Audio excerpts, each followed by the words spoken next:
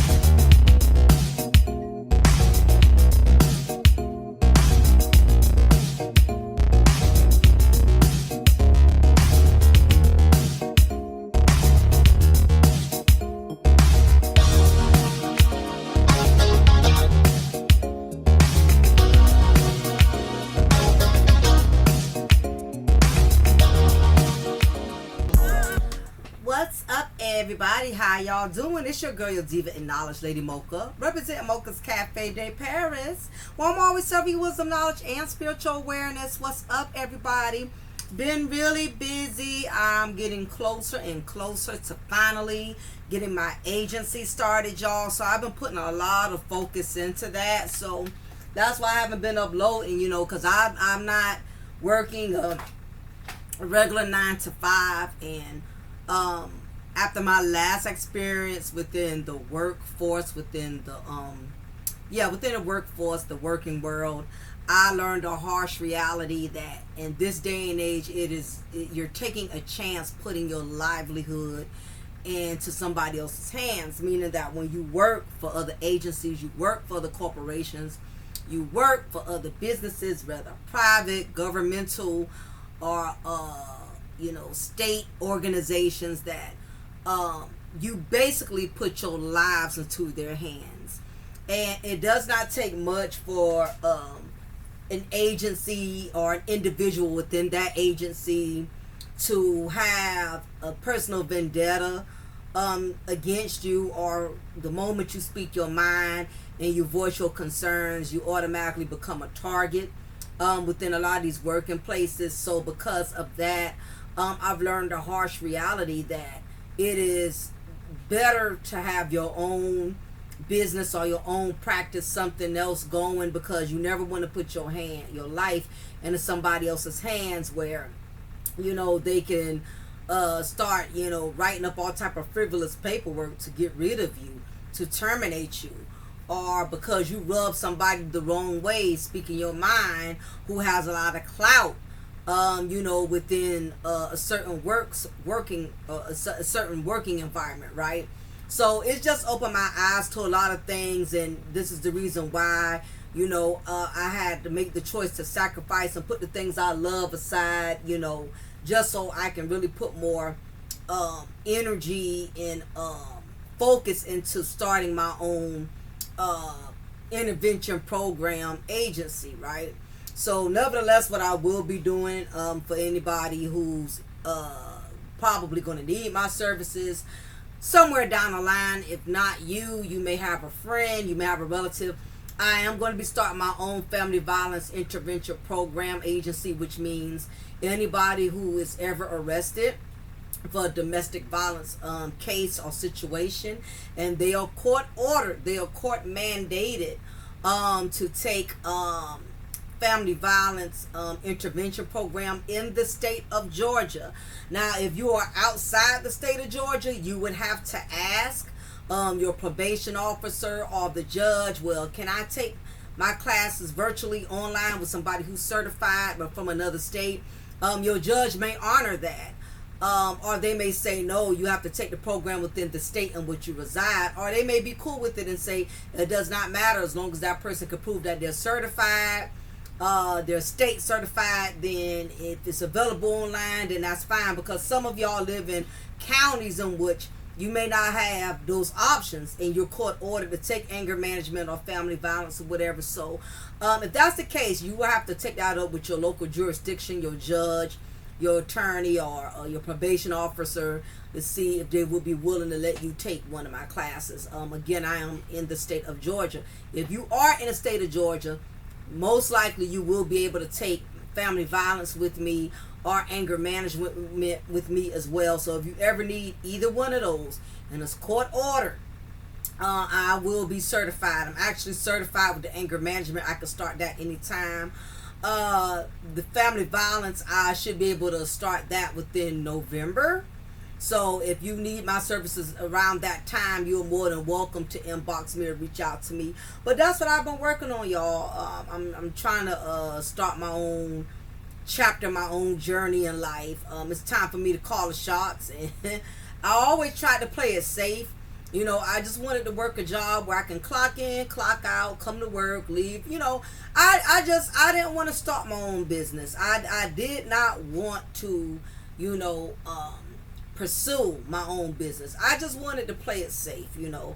Let me just get a 9 to 5 and I work for somebody, make my money and go home. But I saw the other side to that is that unfortunately the chance you take is when you're working for an agency that has how can I say this, a toxic culture, and until that culture shift changes, you basically are putting your livelihood at risk, because all it takes is just to make one wrong move, voice your concern one time, go to HR one time. And let me tell you, these jobs do not have your best interest. Do not go to HR. Do not report your concerns to supervisors or directors. Just speaking from personal experience, they do not care. The only thing they care about is the best interest of the company, the best interest of the agency. And if y'all ever want me to really go into more talking about how to handle a toxic working environment, you know, let me know in the comments if y'all ever want me to do content on that or whatever. Maybe you are in that type of situation, but the best thing I can tell you, please have something else going. And don't be afraid to take other mediocre jobs outside of that. Don't be afraid to take a backup job working at a pharmacy, working at CVS, working at Walmart, you know, have a little side something going, because these big organizations that make a lot of money, you know, they are no more trustworthy than working at a Citgo gas station as a cashier. You know what I mean? Sometimes these simple jobs is less drama, and you just want to be able to have something to fall back on in case this corporation or agency decides to pull some shenanigans on you. But anyway, that's what I've been doing, y'all. That's why I haven't been uploading. I'm really grinding and really trying to get this started. So I appreciate y'all for being patient, understanding that. I love blogging, but blogging does not pay my bills. So I'm at an age now where I got to start building something solid. I cannot allow my hobbies or things I do on the side, they're not, you know, they're not contributing to my livelihood, you feel me? But it does. I enjoy doing it and I will continue to do it. So anyway, just wanted to share that with y'all in case y'all been wondering why I've been MIA and stuff.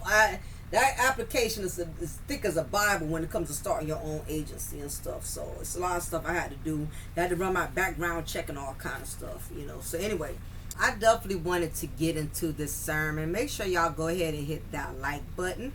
I appreciate it, because I know it's been a long time coming, but hey, it may take me a minute, but you know, when I do come back, I come back strong. I make sure I come back with an insightful sermon each and every time. So let's get into this, right?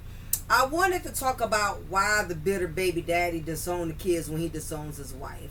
So as we all know, if y'all haven't been knowing or been keeping up, in case you've been hiding up under a rock, everybody's over Brian McKnight and his shenanigans. And even though his situation is more well known because of who he is, there are a lot of men out there who also adopt his same philosophies. And what I mean by that is Brian McKnight has basically totally abandoned his biological children from his ex-wife, and also the biological child he had on his wife, who stayed with him when he made that marital violation under oath, okay? So, Brian McKnight has a very turbulent relationship with his sons and his daughter. He wants absolutely nothing to do with them. According to him, he has an issue with the way they disrespect him. He has an issue, according to him, with the fact that they feel entitled. He has an issue with them thinking that because he's Brian McKnight, the star, that happens to be their father, is that they think whenever they have a situation or financial issue that he's supposed to come to the rescue. Now, to play devil's advocate, right? I know a lot of you women probably are not going to ride with me on this one because I get it. Brian McKnight's actions have pretty much overshadowed him having any justifiable reasons whatsoever at him treating his children the way he does. I get that, right? However, I'm not in the situation to really know, because me being a mother of one, I have had my share of being a parent and knowing that children unfortunately do have this sense of entitlement, especially if they feel their parent is well off, especially if they feel that their parent is in a position where they should be able to do, for them because they're not in the struggle. So I get that. If there was anything that I could somewhat understand where Brian McKnight could be coming from, I get that.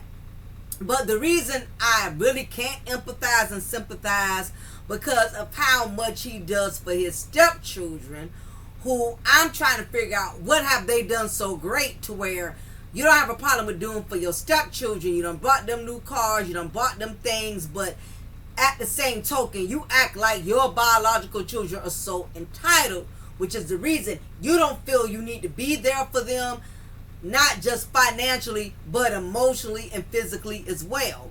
So, I really can't ride with Brian McKnight too strongly on this, other than the fact that I understand at times children can become very entitled. But again, it is hard for me to empathize and sympathize, especially when you are constantly rubbing it in their face how much you love your wife and love your wife's children. It's an insult. You know what I'm saying? He's definitely trying to insult our intelligence. But a lot of people aren't taking the bait, which is why he has lost a lot of support. You don't have a lot of people buying his music. You don't have a lot of people attending his shows, his tours. A lot of people are counseling him, except for the other community, and I'll leave it at that, respectfully, right? But just to give y'all a little bit more insight, a little background in case y'all are not too familiar with Brian McKnight's situation with his sons, I am going to play a snippet for y'all. That way we can kind of be on the same key, because there's so much going on. So singer Brian McKnight is not done talking side. Let me see if I can rewind this back. So I'm getting ready to play this this TikTok that gives a more shorter, thorough version, because I don't want to be here all day clicking through ads, clicking through blogs and sites, trying to get down to the steak and the potatoes of the situation. So this guy here, he explains it pretty well. Kempire, okay, Kempire, big ups to Kempire. Okay, so I'm gonna let Kempire explain it, y'all. He also has a channel. Make sure y'all subscribe to him as well. Let him know Mocha sent you. I've caught a couple of his content. He's pretty good. So I'm gonna play his video on him giving the narrative on Brian McKnight and his children, because he breaks it down very simple and clearly. So let's just go ahead and let him explain to us what's been going on. The situation with Brian. So singer Brian McKnight is not done talking sideways about his biological children, the same children he basically has publicly disowned.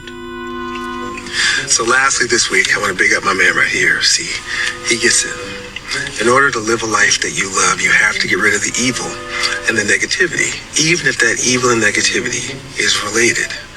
We want everyone to live a life that you love. Our hashtag, that's what it means. Hashtag I love our life. But in order to do that, you have to get rid of all that evil and negativity. There's so many angry and upset and negative people out there. We want to use our platform as a place of positivity, a positivity platform. So hopefully, who knows, next week maybe I'll only respond to positive comments. But we'll see. We'll see you next week. So singer Brian McKnight is not done talking sideways about his biological children, the same children he basically had. Okay, so he's basically going to repeat what he just said. So from what I can decipher, he's basically Brian McKnight is basically insinuating that he perceives his children as evil, and in order to preserve his peace, he has to basically eliminate himself from his children. And this is just a form of him deflecting, and this is truly what I believe, is because he has so much animosity towards the mother of his children that he basically cannot stomach his own children. And it's because he cannot stomach his ex-wife. And all of that animosity he has towards his ex-wife has spilled over into him having a relationship with his sons, okay? And we get it. Sometimes men and women, they can never find that common ground, especially once a divorce has taken place. It can get really nasty. It can get very ugly. And it takes two mature, civilized people that are willing to understand that their animosity and their hatred towards one another should not basically I'm trying to collect my train of thought, y'all. Should not basically jeopardize or hinder them from making sure that the children at least are having a civil relationship with both parents that are involved, regardless of how those parents feel about each other. However, Brian McKnight has totally decided to just disown them altogether. I've heard teeth and tongue fall out. I've heard, parents and their children not speak to each other for months at a time, not even involved with each other. But just the fact that Brian McKnight loves to come on social media, he wants to keep pushing the pedal to the metal. It's very challenging and hurtful when you are not on good terms with your parent, when y'all are not in good speaking terms. It's already that's already painful within itself that y'all are not getting along. So when you have a parent that you're not even dealing with, or you have a child that you're not even speaking to, constantly go on social media and have to let it be known, hey, sometimes you got to get rid of the evil, even if you are related to them, so you can find your peace. I mean, that's definitely, piercing a knife in somebody's back. The fact that you have to keep reiterating how you find peace in just having absolutely nothing to do with your own blood. And even if you feel that way, why do you have to keep coming on social media, flaunting it, speaking upon it? Why do you have to constantly keep putting your wife and her children on a pedestal? It is giving wicked man vibes. As much as you talk about your children are evil, but with all due respect, Mr. McKnight, they got it honest.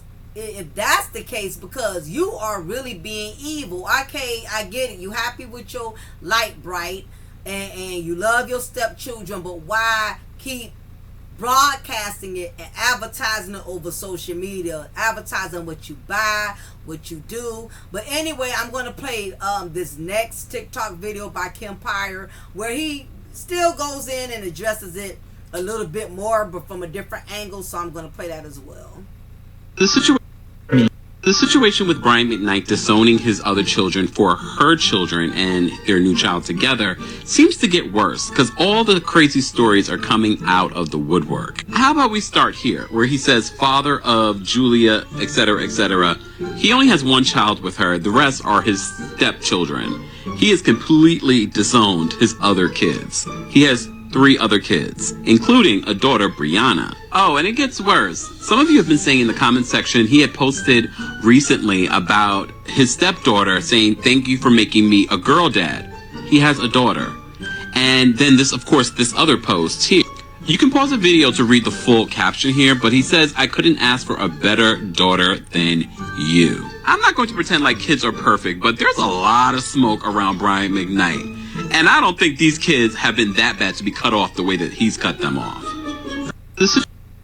Okay, y'all. So y'all get my drift, right? It's very, very sad, you know, that he's putting his new light bright family on a pedestal. Like they are the best thing that ever happened to them since sliced bread. And I'm speaking on this from a spiritual and a psychological aspect, right? Because I don't want to go all too deep in the story. We get the main issue at hand. The main issue at hand is the man has abandoned his biological children and has mentally learned how to separate himself from his biological children, and he has replaced them, which is a form of deflecting, with his light bright wife and her children. And it really entails with the fact that this is a prime example, ladies, of why the bitter baby daddy disowns the kids when he disowns his wife. Now, when we hear the word bitter, we automatically want to associate it with a woman. We hear it all the time. Black women are bitter. Women are bitter. You know, women bitter, bitter, bitter, bitter, bitter. You know, all the time bitter is being associated to women's emotional chamber. However, what a lot of people aren't speaking upon is that there are a lot of men out here who are bitter as well. Very bitter. And they make it so obvious, especially when it gets to the point you have to, you know, post that you bought your stepdaughter a BMW, that, you know, you naming yourself after your newborn son. And also too, y'all, I want to also show y'all this. This is when I say doing the most, and he wants to call his children evil, but sir, you are definitely doing the most as well. Let me get to this other part, y'all. Okay, let me see. When he brings his son on stage. When I say you really doing the most, like you really trying to rub it in, like, okay, we know you happy, we know you got your new life, let's get it. I'm not gonna play his song, y'all, because I don't want no copyright and all that other stuff. So, and I'm not a fan of him like that, so I'm not gonna promote his music. But basically, you can see as he's holding a note, his son tries to imitate him or hold a note with him. So basically, Brian McKnight has totally deflected, and he's putting all of his love, all his everything into his baby boy here. Now, I will say this, that the child is innocent, so I would not disrespect in this case you know, anything about the child, because, you know, he's a cute little boy, you know, and he has nothing to do with his father's you know, wicked shenanigans, right? But this is a prime example of he's really trying to torment his family, particularly his sons, because this is their way of letting them know, look here, I have rebuilt my life, and I'm rebuilding my life without you. I'm starting my life over. In many instances, you have some men that don't want to take accountability, and I'm gonna go ahead and pause it. You have a lot of men who don't want to take accountability for things that have transpired in their past with their ex-wife, with their marriages. So what they will do is, in some instances, you have some men who will completely deflect, meaning act as if the life he had before no longer exists. And that is what Brian McKnight is doing. He's not acknowledging anything about his prior children, his biological children, before this marriage or before this child that he just had from his wife, right? So him acknowledging his biological children, meaning it means he will have to acknowledge his past, acknowledge his character, the fact that he had a child on his now ex-wife who stood by him even when he violated and disrespected, even though his sons have accepted her as their sister, because in many instances like that, an outside child is very really accepted. So it's funny how everyone has accepted Brian McKnight's mistakes and his bad choices. Not saying his daughter is a bad choice, but y'all get what I'm saying. His family loved him enough to stand by him even when he had failed them. But now the shoe is on the other foot, and even if he feels like his children are failing him, it does not negate the fact that he had completely abandoned and neglected his children just to rebuild his life. Because again, a lot of this comes from the fact that he is still holding a lot of animosity towards his ex-wife. That is really who he's angry with. And you have a lot of men who do this. When they cannot get those wives to no longer submit to the fuckboy shenanigans, when those wives get to a broken place in which, I am no longer going to remain a victim and stay in this toxic marriage. I'm no longer going to go along to get along. What it does is it provokes him to become this bitter baby daddy. Okay? And same thing with Martell. Because Mel would not accept his poor choices, would not accept the fact that he violated the marriage and had a child on her, he all of a sudden, he starts mistreating the children. We've heard how he treated Sugar Mama. We've heard how he allegedly, assaulted Tank. We've witnessed and heard about the emotional and mental abuse he took his children through by bringing his outside child into their lives, knowing how this situation affected their mother, not caring about how they have to witness this human being that was created out of their mother's pain and shame. And the fact that he had no remorse, no cares in the world, they just shoved this child down their throat like, here's your little brother, y'all got to accept it. Not even being compassionate enough to separate his situation from them.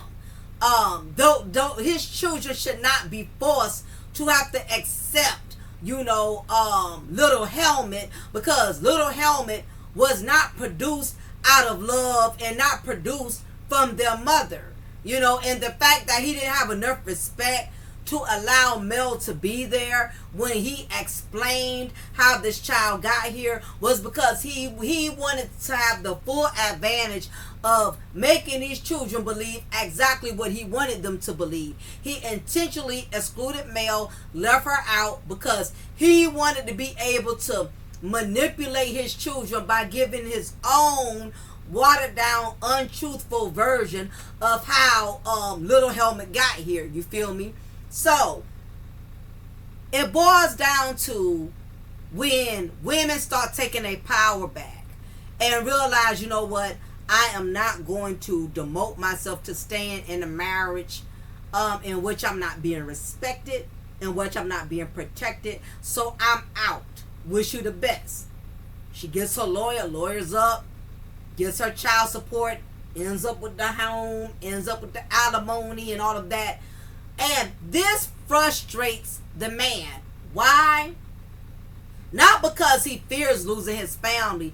Not because he fears that his wife no longer loves him. He doesn't care about that. What it has everything to do with is his pride and his ego and the fact he's no longer able to control the situation. Brian McKnight gave up on his children when he realized he could no longer control their mother. When she would no longer support the shenanigans. Now the sad part is, Brian McKnight's ex-wife stood by him when he had that outside child. Unlike Mel went on about her business like, oh, hell no, I'm not about to even, stay in this marriage. I'm not about to play stepmama to Ariane's, son. I'm not taking myself through that emotional trauma. And I could definitely understand her on that. And she left. Brian McKnight's ex-wife, on the other hand, she stayed. She had accepted him at his worst. And it just goes to show y'all, it's a double-edged sword. Sometimes you can stand by these men through sickness and health, for better or for worse, and they can still turn around and throw egg in your face. They'll piss in your mouth and call it sweet milk. And see, sometimes this is the catch-22. When you stand by a man that has already disrespected and violated you, sometimes instead of them being more grateful, instead they become more hateful. You would think that if a woman stands by a man when he had a child on her, he violated her, he done been with a sister, been with a best friend, one would think that I should be grateful that my wife, despite everything that I have done, this woman stood by me, this woman rode for me, she was my ride or die. I'm going to treat her like the queen that she deserves to be, because any other woman would have been ghosted on me. No, in many instances, instead of making them more grateful, it makes them hateful, because now, instead of them taking in consideration everything that you have taken, they're mad because you won't take any more. It's like, okay, you've been taking all of my disrespect all this time, so why all of a suddenly now, you're not going to tolerate this from me? Now all of a sudden you want to put your foot down. Now all of a suddenly you finally reached a breaking place in which, I'm not going to tolerate this. I'm not going to stand for this. And see, sometimes, ladies, this is the catch-22. When you keep forgiving a man over and over and over, he has become numb to your emotions, because he's used to you being the punching bag. He's used to you taking any punches that he throws at you. You feel what I'm saying? So now that you no longer want to take those punches or take those throws, all of a sudden you betraying them. You doing them wrong. I mean, I've been spitting over you. I've been disrespecting you. I've been, cheating on you. I've been getting over on you. Now you want to pump the brakes, and you say the brake stops here. I can no longer control you. I can no longer manipulate you. Guess what? It makes these guys fly off the handles. That's what happened with Martell. A lot of you right now may be in a situation in which you're taking, enduring. Standing by. Stand by my man. Support my man no matter what. And in some instances, some men are grateful, and they do transform their whole lives around, all of the bad decisions they make, and they become better men. But this is rarely, okay? And the reason I say this, because I don't like putting all men in one box, because I don't like when men put us all in the same box. As women, we have made bad choices, but our choices don't define us. You get what I'm saying? And I just hate when you have men who want to put all women in the same box. Some of these women will never learn. Some of these women would never get it together. I hate when men think like that, so that's why I don't do that. I don't put all men in the same box and say once a cheater, always a cheater. Once a no good dude, always a no good dude. I really don't believe that. I just think anybody can change, but they're going to change for who they want to change for. That's what it boils down to, okay? So this man may not value you enough to change for you, but you'll be surprised. He'll turn around and get with a whole nother woman and reprogram his whole way of thinking, reprogram his way of life. I've seen it firsthand. I've seen some men who have messed over really good women, only to get their sugar honey iced tea together with another woman who has not gone through half the battles that she's gone through, okay? So I'm a firm believer in anybody can change, you know. It's the matter of who and when. Who is the woman that he's going to be willing to make that change for, and when? Will he be 85? Will he be 90? By the time Viagra doesn't work anymore and gets it up, now he wants to settle down. That's the obstacle you up against, right? Who and when, okay? So, and I would say, and some are just damaged goods. Like Martell is damaged goods. He will never change. Martell will never become a better man even when he's 85, 90, okay? Just like you got some women out there who will never change. They was just as trifling in their teens, and here they are in their 60s and still trifling. Some people are just damaged goods. They cannot be changed. You cannot give them a new outlook on life. Some people are just, you know, there's just no hope, okay? So let me also say that, because I don't want no delusional where we thinking anybody can change. No, some people you cannot change them after a certain point. They have become confined into their way of thinking. Martell is one of them people. He's confined to his way of thinking. He's never really going to accept his accountability, because change comes with accountability. First realizing I got to do better. I messed up, owning it, recognizing it, and doing something about it. Anybody can say, I know I messed up. Martell would say, I know I messed up, but will turn around and do the same thing. His actions don't align with his words. And that's the thing about it. But anyway, before I digress, right? Instead of taking accountability, what happened is this is what I noticed a lot of these narcissistic ninja type of dudes like Brian McKnight and Martell would do. Instead of taking accountability, what they do is they just change the account. You know, it's kind of like this. If somebody's been messing up their bank account, right?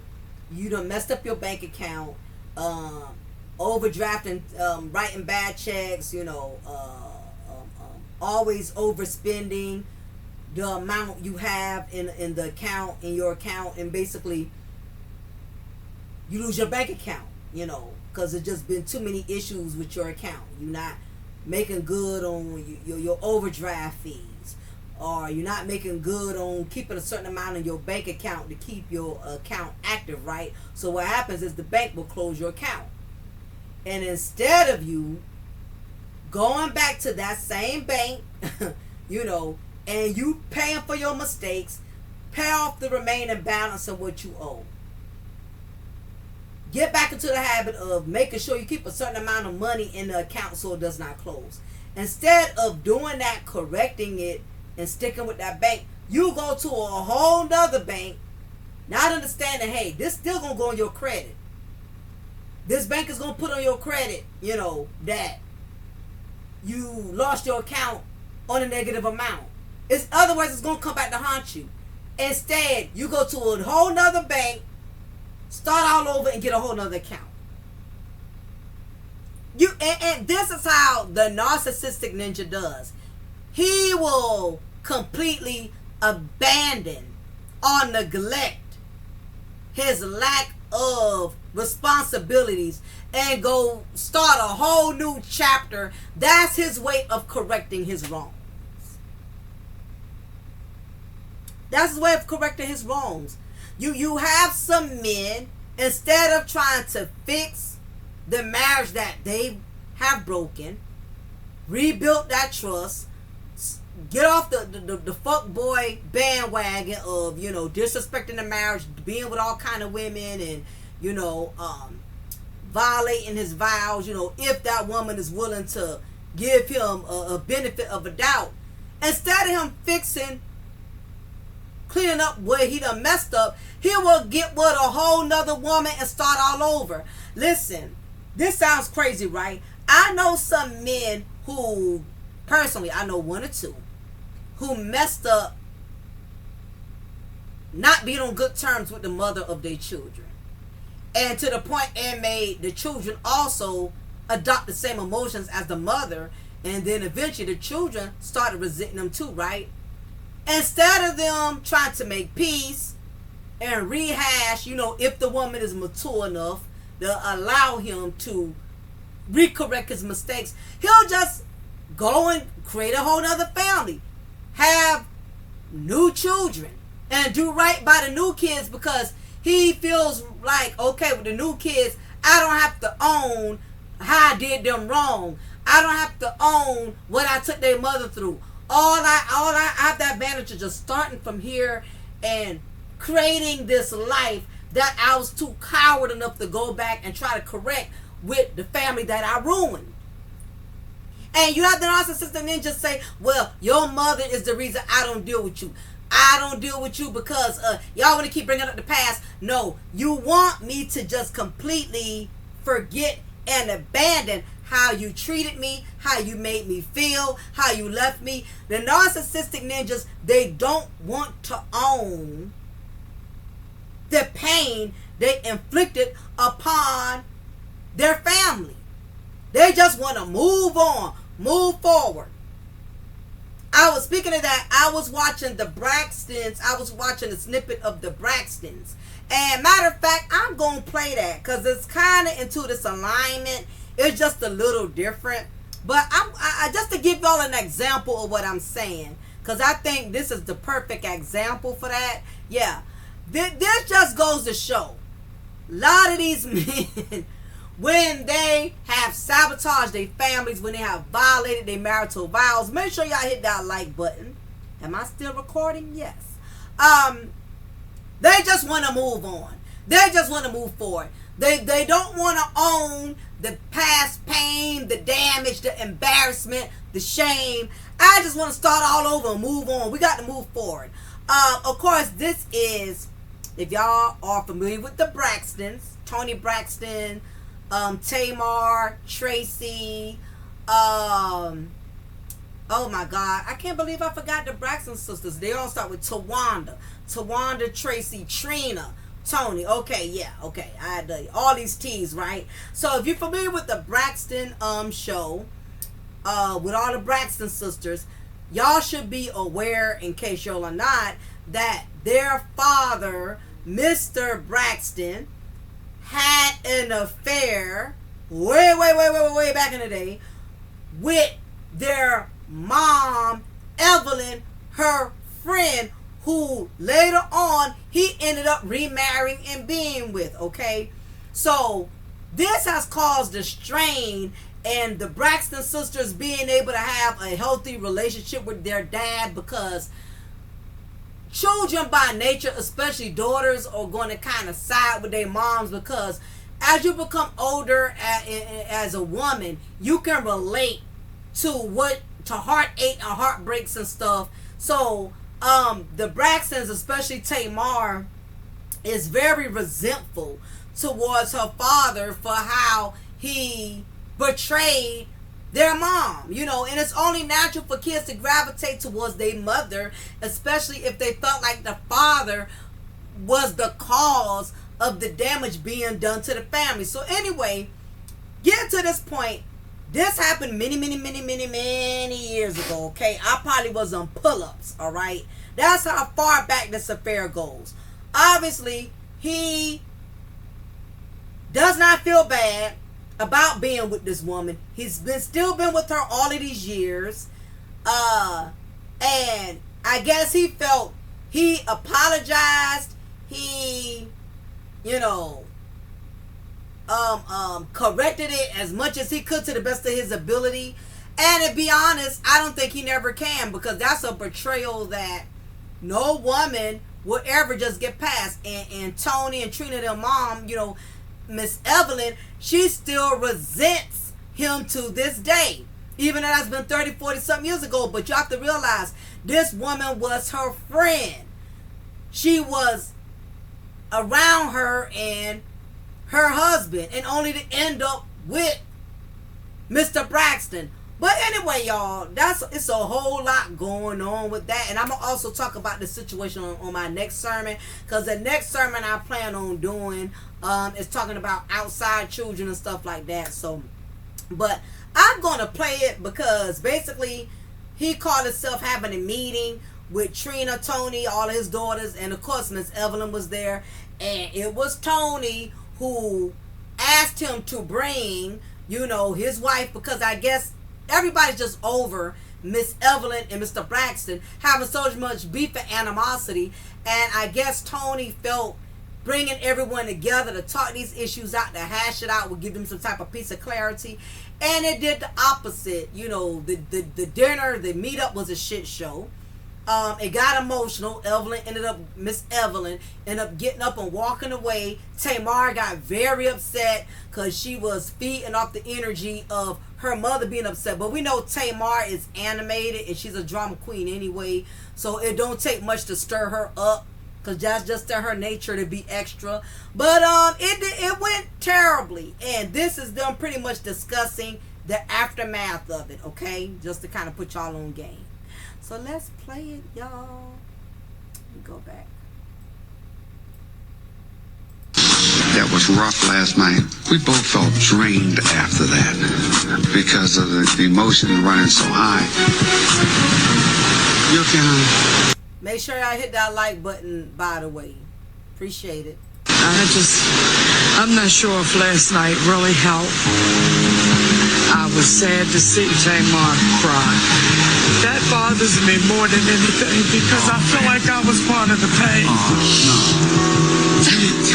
And you was part of the pain. You cried and you left the table because you did not get that relief you thought you was gonna get. You know, whatever closure you thought you was gonna get, you didn't get that. You had got the opposite response. So therefore, you took the coward way. You got up and you left the table because you couldn't take the heat as the heat started turning up. So you left. Is very sensitive like you are. Juana's a very sensitive woman, and when she sees someone cries, it makes her feel very compassionate of what they're going through. We talk about the situation between the girls and I all the time, and I mean, she can continue to communicate to me that she don't want to see the family torn apart because of her. You're not the villain. You were the one who encouraged me. Michael, go ahead, be with your children, be with your children. But it was hard for me because I was hurt, because I thought that they didn't want to be around me. Now listen to the excuse he made. I gotta interject too, because sometimes the sound don't be loud enough in case y'all not able to hear what Mr. Braxton is saying, right? And basically he's trying to gaslight and protect Wanda by basically saying, well, you did tell me, you did give me that option to go back home and work things out for the sake of the children. He's basically trying to shed light, like, this is not Wanda's fault. I made this decision to be with her. She was trying to encourage me to go back and try to work things out. But his excuse for not going back to work things out was, I didn't feel like no one wanted me there. I didn't feel like the kids wanted me there. I didn't feel like Evelyn. When the bottom line was, sir, you already had your mind made up. You really wanted to be with Wanda. You really wanted to be with your wife's, now ex-wife at that time. You really wanted to be with your wife's best friend. You wanted to be with her. Okay, for whatever reason, if you felt like Evelyn was Miss Evelyn was a nag or too extra, whatever the case is, you violated and you left your wife and your children to be with Miss Wanda. So what he's doing, y'all, is the classic case, like Brian McKnight, like Martell, like Minnie, deflecting. No, it's not you. You know, you didn't do anything wrong. And she did, because she participated with you when you made that decision. Any other woman would have been like, no, I know you and Evelyn may not be in the best of terms, y'all having problems, but I don't want to get involved in that. I don't want to participate in another woman's pain. I don't want to be a part of somebody else's demise of their marriage. No, she took the bait. Now all of a sudden, she's not understanding why, everybody has so much towards her. It's the way you got yourself involved with Miss Evelyn's, marriage, and of course, Miss Evelyn, she's never going to let nobody, she's not going to let them live it down. And I know they don't want to hurt their mother. Yes, I understand that. I can't control that. Yeah. You can't control that. They can't control it. That's something that their mother has to work on. And I wish she would understand that I don't want to take her place. I really don't. But you did take her place. You ended up with her husband. And this is the classic case of deflecting. I can't control it. You can't control it. They can't control it. In other words, I have already created a recipe for disaster. So we just got to go on. He right, but he wrong. He wrong, but he right. Right in a sense, as far as there's really nothing nobody can do. Obviously, he's still with this woman. Okay? So either the Braxton sisters are going to accept Miss Wanda going to be there no matter what, or they have to make the decision not to deal with their father. And I understand it's a sticky situation because they want to be loyal to their mother. They want to be loyal to Miss Evelyn because they feel like their mother was the one violated, which she was. So my thing is, both of them have basically made it up in their minds. They made themselves believe that they didn't mean for it to go this way. They didn't mean for nobody to get hurt. Well, what the hell you thought was going to happen? Wanda, and her name was Wanda too, coincidentally. OMG. Wanda, what you thought was going to happen? You didn't mean for nobody to get hurt. You was with Evelyn's husband, okay? What you thought? You thought everybody was going to throw a big old surprise party, or you thought everybody was going to willingly accept? It amazes me how people make these decisions and then they are surprised by the outcome. The affair was not what happened. Evelyn and I had fallen out of love. I wasn't even looking for another relationship or at a woman. I mean, that was the furthest thing from my mind. But I just couldn't stand being home. Every family goes through problems, and everybody needs to get together and heal because life is just short. Yes, it is. Short. How do we move forward? That's what I want to know. How do we move forward? I think first of all, it's got to work out between you and I. And I think we're there. And then we got to get my children on board. On page, yeah. And it's not going to happen overnight, but we're going to continue to work at it until we get this work out. It's just some practice. So, Y'all, he love him some Miss Wanda, honey. These men are a trip. He basically said he felt like being with Evelyn, Miss Evelyn, was a headache. And he found more peace with Wanda. And the thing is this, I'm gonna play devil's advocate. People do fall out of love.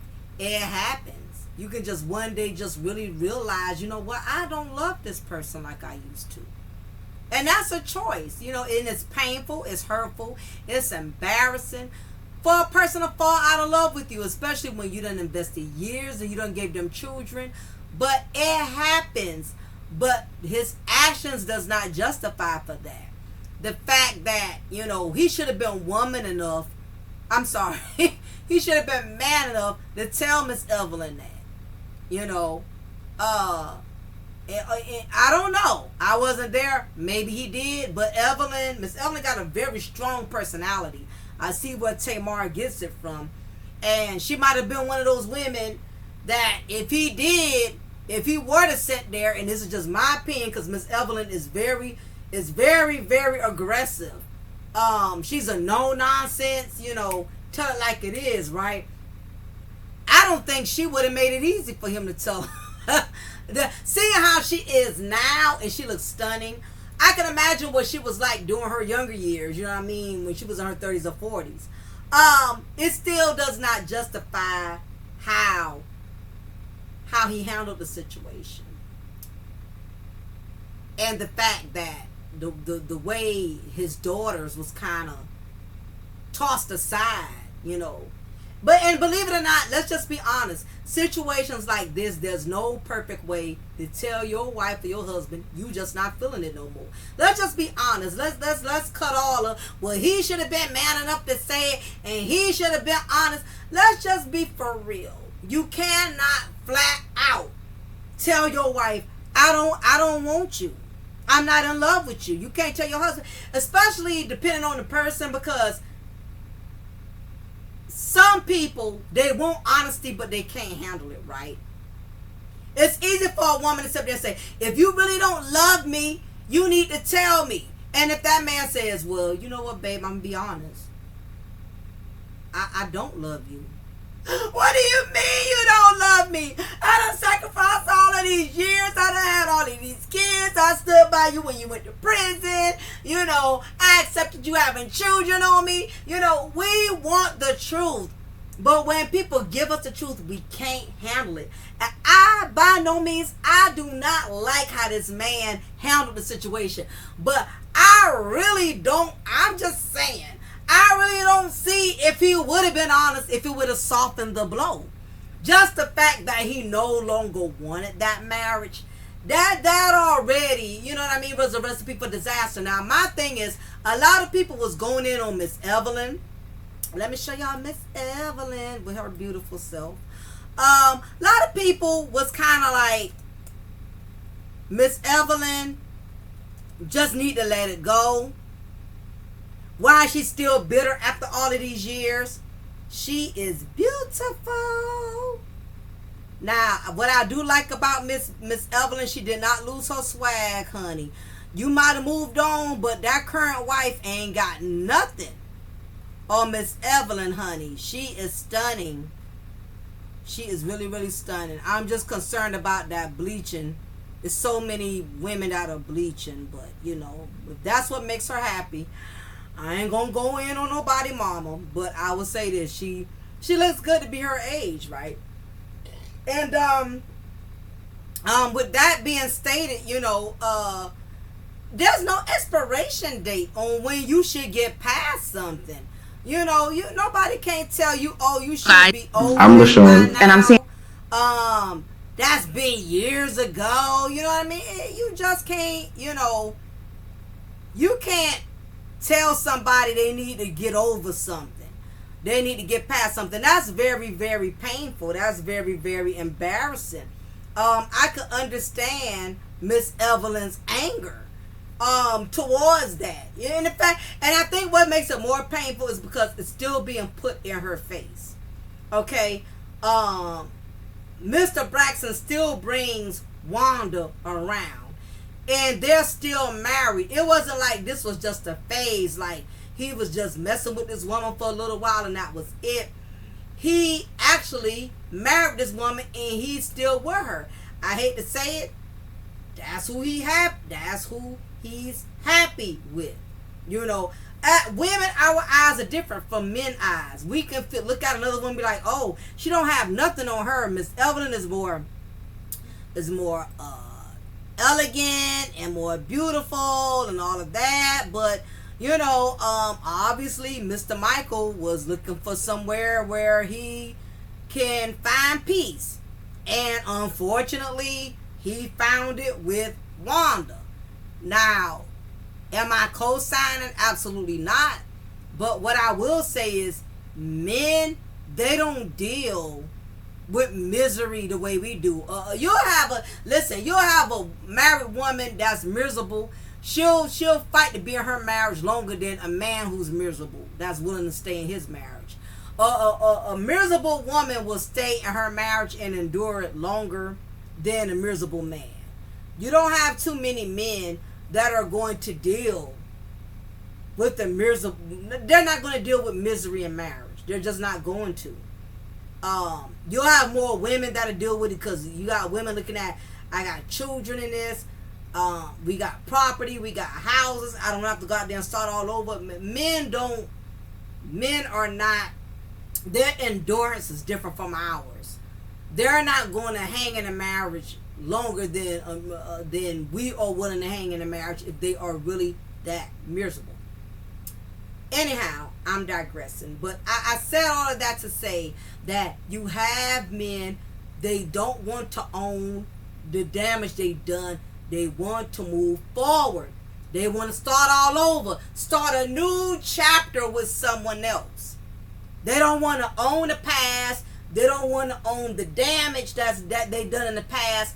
They don't want to own the pain they inflicted upon other people. They want everybody to just move on. And when they realize they can't manipulate or dictate how a person gets past the damage they done, what they do, they just move on themselves. That's what Brian McKnight did. He's not about to own how he mistreated his children, how he mistreated his wife. He's just going to start a new life. That's what Martell is doing.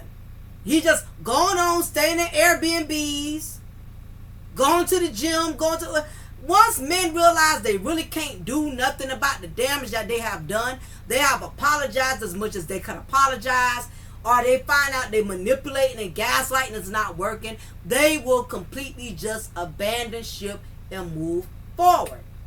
So what do you do in situations like that? What do you do when a man just wants to move forward, when he does not want to acknowledge the damage he has done? He does not want to bring up the pain he's inflicted on you. Women, we will hold on to pain like it's a newborn baby.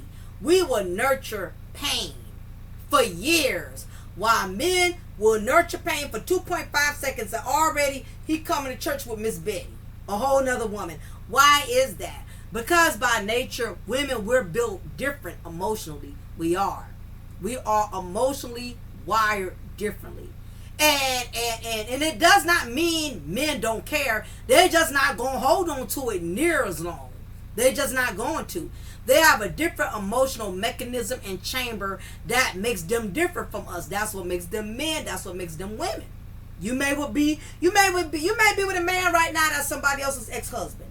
And I'm not saying you hopefully you didn't do it air mattress way where you got involved with him while he was married. But I'm saying their marriage was long done, or he'd been divorced several years before you met them, or he called off that engagement. He was supposed to marry the woman and ended up marrying you. Let's just say you got involved with the man who still has an ex that still is broken about things not working out. You have to realize women hold on to pain longer. And you coming into the picture, you can't understand why she ain't over it, why she's still mad. It's been 10 years, 15 years. Women, we have to make the choice to move on. You can sit there and be bitter. You can sit there and be angry. Realize that you got children that's monitoring and watching how you allow their father's pain to affect you. And if your children have any compassion or love or care for you, which in most cases they do, they're going to adopt that same pain. And you don't want them adopting your emotions. Now, however they feel later on in life, whatever anger or resentment they have towards their father, that's their personal business. But as much as you can, you have to put on the united front just for your kids' sanity. Because you don't need them adopting this emotion of animosity, especially when their life is just still kind of beginning. They got kids that they just building a family they own, or they just getting to college, it's just kind of getting out there. It's been times when me and my husband had difficulties in our marriage, and I protected my daughter from that.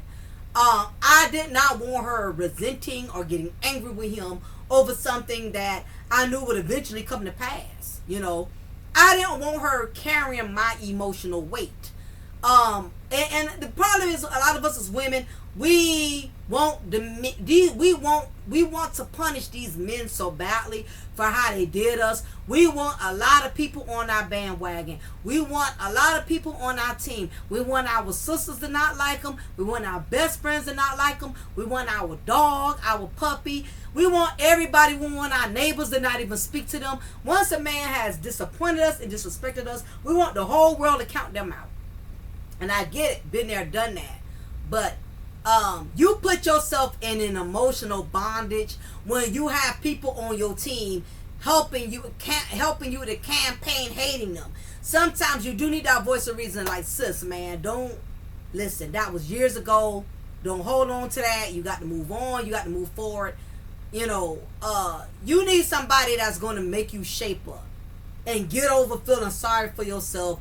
Get over you hating these men and being in animosity with these men, because if you know you are a good woman and you know you've done the best you can do, guess what? God is going to see to it that all of your good works don't go in vain. You will get blessed. And it doesn't necessarily mean your blessings is going to come from the person who did you wrong. I learned that the hard way. I felt like God operates with us differently, but I used to think that, you know, if somebody do me wrong, God will somehow, some way make sure that that person does me right, that person corrects it. And I realized that your blessings don't always come from the person who did you wrong. It could come from somebody who you never met, who you're just now meeting, that will replace, or God will send them on assignment to bless you. Don't always look from your blessings that come from people who did you wrong. Don't always look for blessings. Oh, I know that person will have to humble themselves one day when it comes to me. And God may have your blessing come from those who mistreated you. But don't always bank on that. You know what I mean? Just because you didn't get blessed on this job doesn't mean you won't get blessed on the next job. You know, just because your ex-husband did you in wrong and dirty, your blessing may come from the new man that's coming into your life. You're not always going to get your blessings back from the person who inflicted the punishment upon you. You get what I'm saying? So you got to be in reality with that. When these men jump ship and they abandon you and abandon their children, you're going to have to find the strength in you to be 20 times stronger than you ever been. Because not only you're going to have that strength for yourself, you're going to also have to have that strength for your children. You don't need them going around here holding grudges and animosity. And if your children still make that decision, comfort them the best you can. Keep reassuring them that it's not their fault, that this is life. People change. Even daddies change. Even one day I might change. You know, you just have to be that voice of reason. Like I always tell a lot of my participants, you know, you can't change a person's behavior. You can't. You have no control over what another person does. You only have control over you. You don't have no control over your ex-husband moving on with his new wife and his new life, acting like you no longer exist. You have no control over that. Cussing him out, you know, going off on him every chance you get, that's not going to control him. You got to sit back, relax, let karma do its work. Karma is always standing on business. So sooner than later, he's going to have to answer to that. And I hope Brian McKnight, he's putting all his hope and putting this newfound family of his on the pedestal. I hope this family does not disappoint him, because he's putting all of his joy and his happiness into them. And the problem is when you put all your hope and joy into one thing and that one thing disappoints you, it can very well devastate you if it don't work out, you know. So that's the only part. That's the catch-22 that Brian McKnight is not understanding.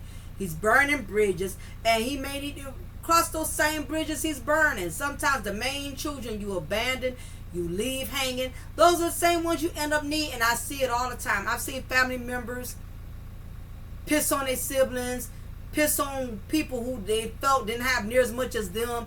And as soon as they get in a situation where their money or their pride or their ego wasn't helping them win, they had to turn back and depend on the same people, you know, who they mistreated. So you got to be very careful with how you mistreat people, y'all.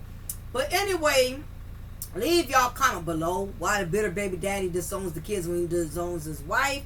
Has that happened to you? Do you know anybody personally who has been through that?